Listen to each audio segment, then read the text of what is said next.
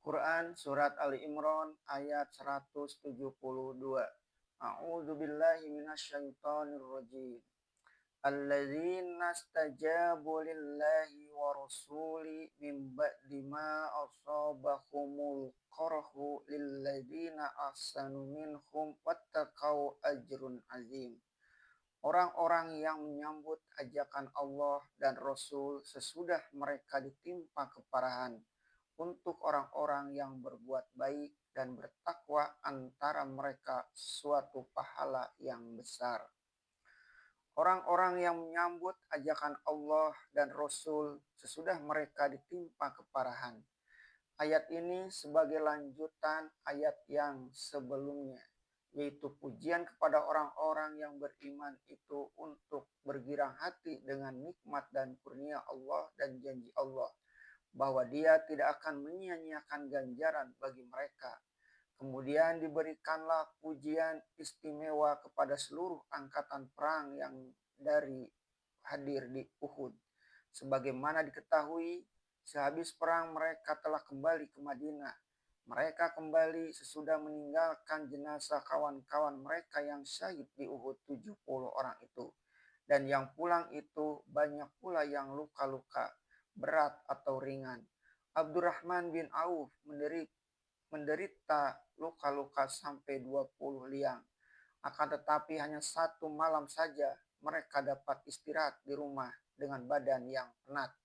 Sedang besok paginya penyeru perang telah menyorakkan perintah Rasulullah supaya segera berangkat mengejar musuh atau musyrikin di bawah pimpinan Abu Sofyan itu.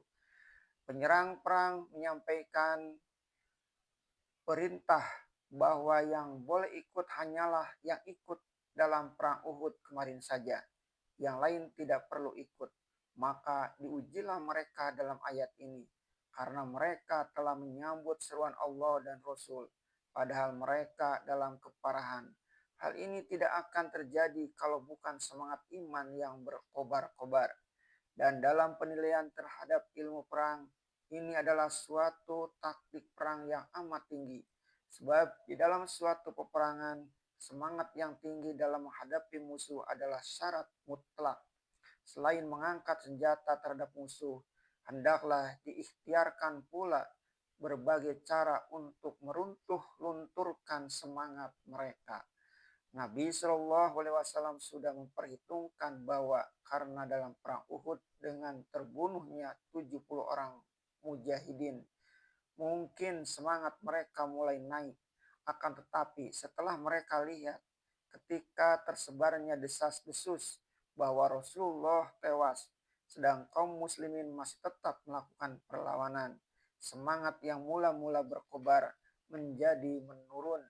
Ketika mereka meninggalkan medan perang, Rasulullah memerintahkan Ali bin Abi Thalib memerhatikan kemana angkatan perang musyrikin itu menunjukkan kendaraannya. Kata beliau kepada Ali, kalau mereka naiki kuda dan unta tidak dipakai, tandanya mereka menuju Madinah. Kita wajib waspada. Akan tetapi jika sebaliknya, unta yang mereka tunggangi dan kuda tidak dipakai, tandanya mereka kembali ke Mekah. Menurut Ali pun kembali, lalu melaporkan kepada Rasulullah SAW bahwa jelas mereka menaiki unta, sedang kuda-kuda hanya digiring saja. Maka tahulah Rasulullah SAW bahwa semangat perang musuh mulai kendur, dan kemenangan mereka menewaskan mujahidin 70 orang itu tidaklah menimbulkan gembira mereka. Sebab itu mereka pulang saja.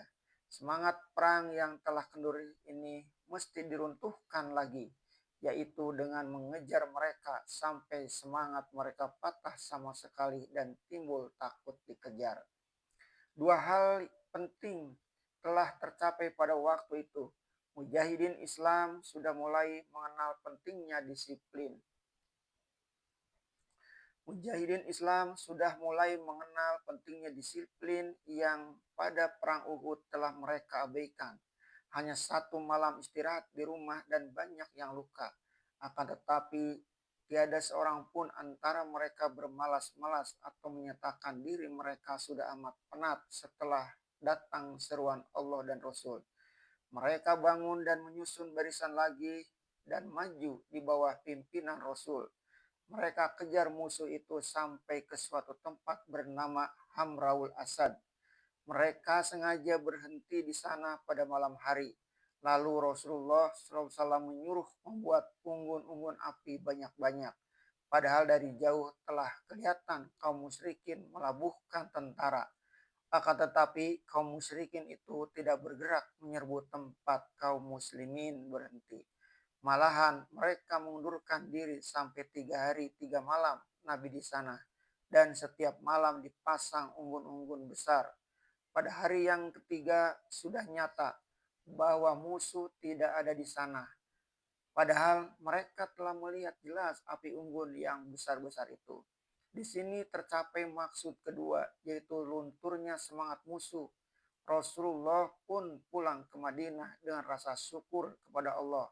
Sebab disiplin mujahidin Islam telah lulus dari ujian Hamraul Asad. Kemudian datanglah lanjutan ayat. Untuk orang-orang yang berbuat baik dan bertakwa antara mereka suatu pahala yang besar.